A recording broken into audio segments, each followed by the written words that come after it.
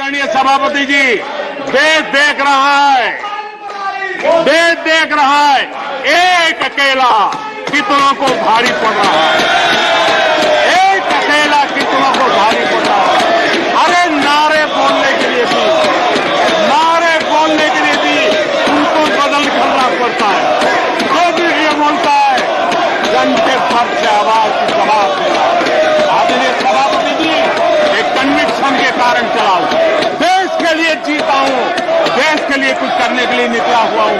और इसलिए ये राजनीतिक खेल खेलने वाले लोग, उनके अंदर वो हौसला नहीं है, वो ढूंढ रहे हैं, बचने का रास्ता खोज रहे हैं। आदरणीय सभापति जी, राष्ट्रपति जी के उम्दा बात। आदरणीय सभापति जी, इंफ्रास्ट्रक्चर में हो रहा रिकॉर्ड निवेश, चाहे रेल का काम होता हो, रोड का काम होता हो, पोर्ट का काम होता हो, एयरपोर्ट का काम होता हो, प्रधानमंत्री ग्राम सड़क योजनाएं बनती हो, ये सारे इंफ्रास्ट्रक्चर के काम, उसके लिए जो मटेरियल लगता है, उस इंडस्ट्री में रोजगार की संभावनाएं बढ़ी है। हर जगह निर्माण कार्य के अंदर मजदूर से लेकर मैकेनिक तक हर प्रकार के रोजगार की संभावनाएं, इंजीनियर से लेकर के श्रमिक तक हर किसी के लिए रोजगार के नए अवसर बने हैं। और उसी के कारण यूथ विरोधी नीति लेकर के चले हुए लोगों को आज यूथ नकार रहा है। और यूथ के भलाई के लिए हम जिन नीतियों को लेकर के चल रहे हैं, इसको आज देश स्वीकार कर रहा है। आदरणीय सभापति जी, यहां भी ये भी कहा गया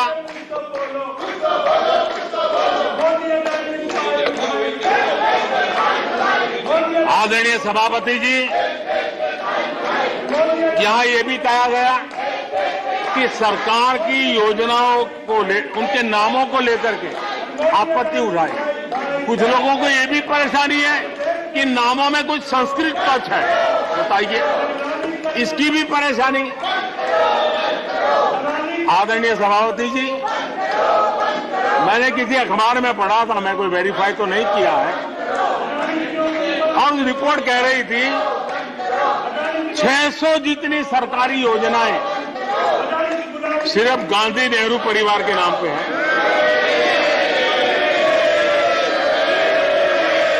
आदरणीय सभापति जी, किसी कार्यक्रम में अगर नेहरू जी के नाम का उल्लेख नहीं हुआ तो कुछ लोगों के बाल खड़े हो जाते हैं,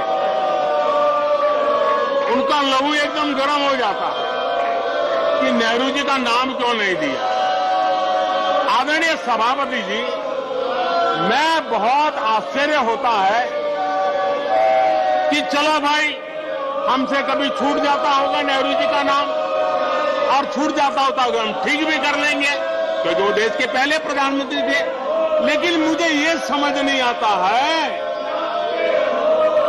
कि उनकी पीढ़ी का कोई व्यक्ति नेहरू सरनेम रखने से डरता क्यों है। क्या शर्मिंदगी है नेहरू सरनेम रखने से? क्या शर्मिंदगी है? इतना बड़ा महान व्यक्तित्व अगर आपको मंजूर नहीं है, परिवार को मंजूर नहीं है, और हमारा हिसाब मांगते रहते हो। आदरणीय सभापति जी,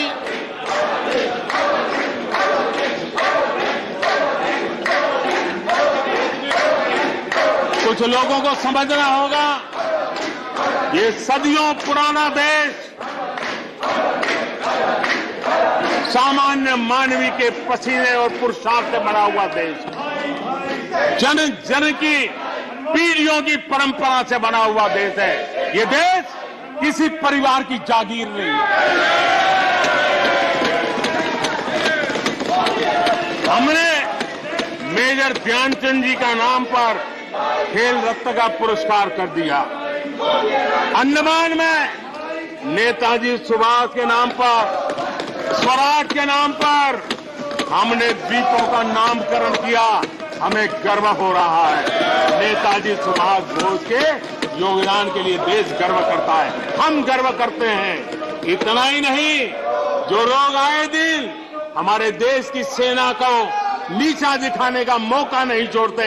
हमने इन द्वीपों को परमवीर चक्र प्राप्त करने वाले सेनानियों के नाम कर दिया। आने वाली सदियों तक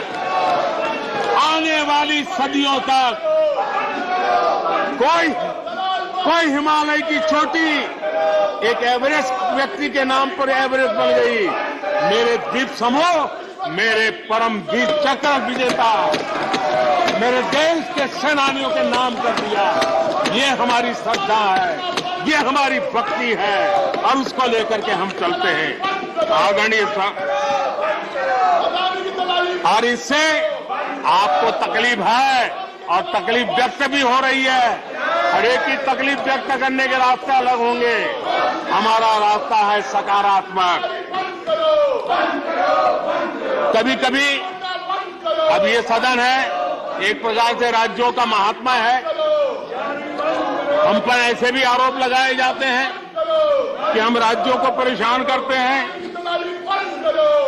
आदरणीय सभापति जी, मैं लंबे अरसे तक राज्य का मुख्यमंत्री रह करके आया। फेडरलिज्म का क्या महत्व होता है वो भली बातें समझता है, उसको जी करके आया हूं और इसलिए हमने कोऑपरेटिव कॉम्पिटिटिव फेडरलिज्म पर बल दिया है।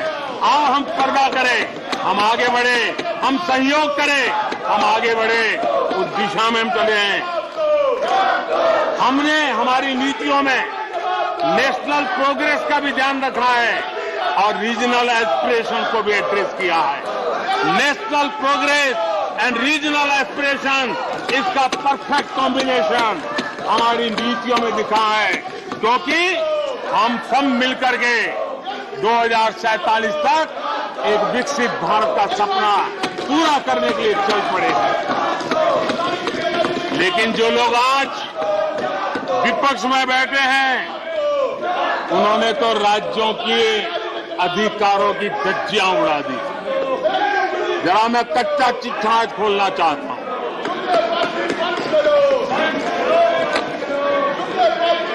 जरा इतिहास उठा करके देख लीजिए, वो कौन पार्टी थी, वो लोग कौन सत्ता में बैठे थे जिन्होंने आर्टिकल 356 का सबसे ज्यादा दुरुपयोग किया।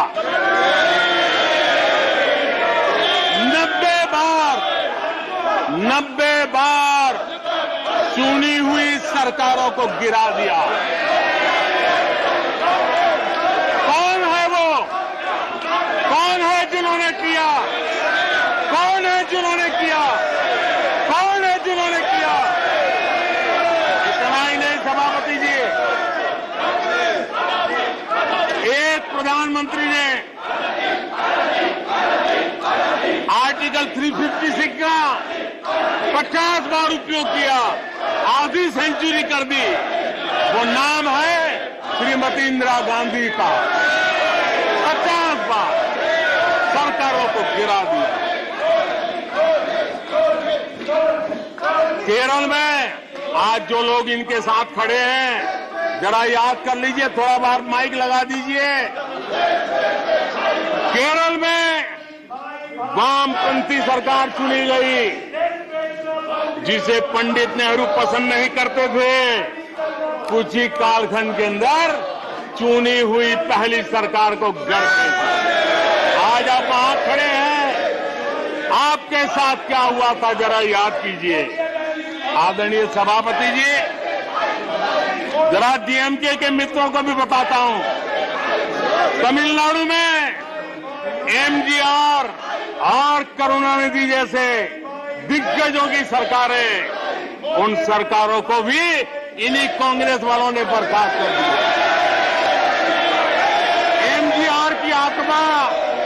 एमजीआर की आत्मा देखती होगी आप कहां खड़े हो।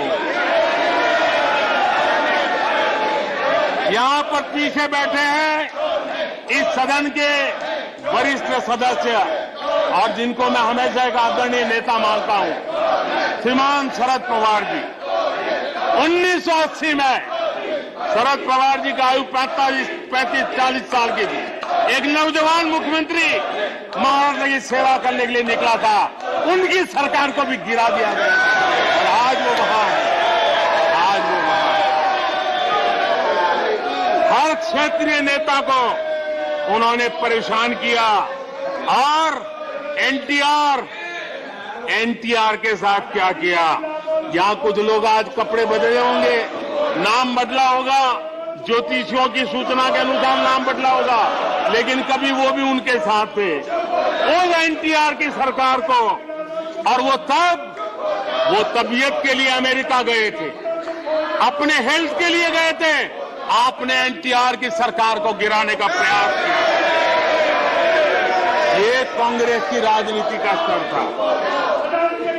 आदरणीय सभापति जी, अखबार निकाल के देख लीजिए, हर अखबार लिखता था कि राजभवनों को कांग्रेस के दफ्तर बना दिए गए हैं, कांग्रेस के हेडक्वार्टर बना दिए गए।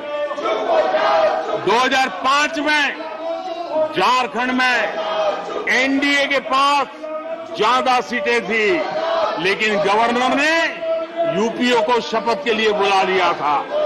1982 में हरियाणा में भाजपा और देवीलाल के पास प्री पोल उनका एग्रीमेंट था, उसके बावजूद भी गवर्नर ने कांग्रेस की सरकार के लिए निमंत्रण कर दिया था। ये कांग्रेस के पाप, और आज देश को गुमराह करने की बातें कर रहे हैं। आदरणीय सभापति जी, मैं इस बात को जानना चाहता हूं, मैं एक गंभीर विषय की ओर अब ध्यान देना भी चाहता हूं। महत्वपूर्ण विषयों को मैंने स्पर्श किया है और आज देश में आर्थिक नीतियों की जिनको समझ नहीं है, जो 24 घंटा राजनीति के सिवाय कुछ सोचते नहीं है, जो सत्ता के खेल खेलना यही जिनको सार्वजनिक जीवन का काम दिखता है, उन्होंने अर्थनीति को अनर्थ नीति में परिवर्तित कर दिया। मैं उनको चेतावनी देना चाहता हूं और मैं इस सदन की गंभीरता के साथ उनसे कहना चाहता हूं कि अपने रिस्पेक्टिव स्टेट को जाके समझाएं कि ये गलत रास्ते पर न चले जाएं। हम हमारे पड़ोस के देशों का हाल देख रहे हैं कि वहां पर क्या हाल हुआ है, अनाप शनाप कर्ज लेकर के किस प्रकार के देशों को डुबो दिए गए। आज हमारे देश में भी तत्कालीन लाभ के लिए अगर भुगतान करेगा तो आने वाली पीढ़ी करेगी। हम तो कर्ज करो जीपीओ वाला खेल आने वाला देखेगा। ये कुछ राज्यों ने अपनाया है, वो उनका तो तबाह कर देंगे, देश को भी बर्बाद कर देंगे। अब देश अब कर्ज के तले दबते जा रहे हैं। ये देश आज दुनिया में उनको कर्ज देने के लिए कोई तैयार नहीं है। ये मुसीबतों से गुजर रहे हैं। मैं राजनीतिक वैचारिक मतभेद हो सकते हैं, दलों के विषय में एक दूसरे के प्रति टीका टिप्पणी हो सकती है, लेकिन देश की आर्थिक सेहत के साथ खिलवाड़ मत कीजिए। आर्थिक सेहत के साथ खिलवाड़ मत कीजिए। आप ऐसा कोई पाप मत कीजिए जो आपके बच्चों के अधिकारों को छीन ले और आज अपना मौज कर लें और बच्चों के नसीब में बर्बादी छोड़ के चले जाए। ऐसा करके न जाए। आज आपको पॉलिटिकली सूट कर, मैंने तो देखा एक मुख्यमंत्री ने बयान दिया कि भाई अब ठीक है, मैं तो निर्णय करता हूं, अभी मुसीबत मुझे कहां आएगी, 2030-32 के बाद आएगी, जो आएगा वो भुगतेगा। क्या कोई देश ऐसे चलता है क्या? लेकिन ये जो वृत्ति बन रही है वो बहुत चिंता का विषय है। आदरणीय सभापति जी, देश की आर्थिक सेहत के लिए राज्यों ने भी अपनी आर्थिक सेहत के संबंध में डिसिप्लिन का रास्ता चुनना पड़ेगा और तभी जाकर के वे राज्य भी इस विकास की यात्रा का लाभ ले पाएंगे और उनके राज्यों के नागरिकों का भला करने में हमें भी सुविधा हो जाएगी, ताकि हम उन तक लाभ पहुंचाना चाहते हैं। आदरणीय सभापति जी, 2047 में यह देश विकसित भारत बने, ये हम सबका संकल्प है।